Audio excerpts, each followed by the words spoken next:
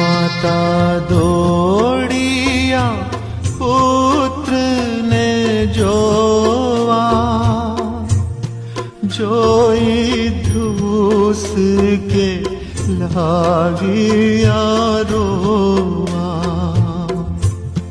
ચરર દિલડા ચીરાયા, માની આંસુ ભરાયા, મારા દેવ તું એણે રીબાય રે. ચોથું સ્થાન પ્રભુ ઈસુને રસ્તામાં માતા મરિયમનો ભેટો થાય છે. સ્તુતિ વચન.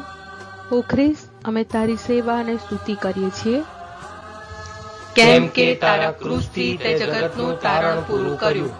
પ્રભુ ઈસુની ગણતરી ગુનેગારોમાં થઈ ગઈ, પણ માતા મરિયમ એમને શી રીતે ભૂલી શકે? માતાજીના હૃદયમાં અસહ્ય પીડા થાય છે, છતાં ધીરજ અને હિંમત રાખીને માતાજી રસ્તાને એક છેડે ઊભા છે. મા દીકરાની આંખો મળે છે, એમાંથી કોનું દુઃખ વધારે હશે એ કહી શકાય નહીં. તો પણ ભવિષ્યવાણી અનુસાર તો વેદનાની તલવારથી જનિતાનું હૈયું વિંધાઈ ગયું. વૃદ્ધ શિમિયોને ઈસુના જન્મ પ્રસંગે ઉચ્ચારેલી વાણી આમ સાચી પડી. દુઃખી માના અંતરમાંથી મૂંગી આશીષો પુત્ર પર વરસે છે.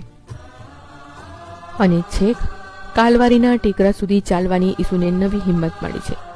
પ્રાર્થના કરીએ. હે વહાલા માતા મરિયમ તથા પ્રભુ ઈસુ, અમારા જીવનની તડકી છાણીમાં તમારી આશીષો અમારા પર વરસાવતા રહેજો. આમેન. હે અમારા બાપ, તું સ્વર્ગમાં છે, તારું નામ પવિત્ર મનાવો, તારું રાજ્ય આવો, જેમ સ્વર્ગમાં તેમ પૃથ્વી પર તારી ઈચ્છા પૂરી થાવ.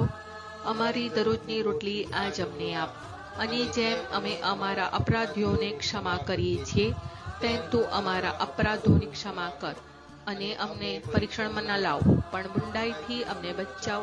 આમેન. પ્રણામ મારિયા, કૃપાથી પૂર્ણ, પ્રભુ તારી સાથે છે, ભાગ્યવંત તું સ્ત્રીઓમાં અને ભાગ્યવંત તારા ઉદરનું ફળ ઈસુ. હે પવિત્ર મારિયા, પરમેશ્વરની માં, અમો પાપીઓને વાસ્તે વિનંતી કર, હમણાં અને અમારા મોતની વખતે. આમેન.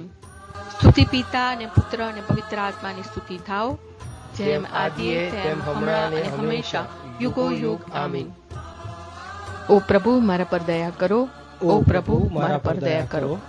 સર્વ મોયેલા શ્રદ્ધાળુઓના આત્માઓ પરમેશ્વરની દયાથી શાંતિમાં રહો. આમેન.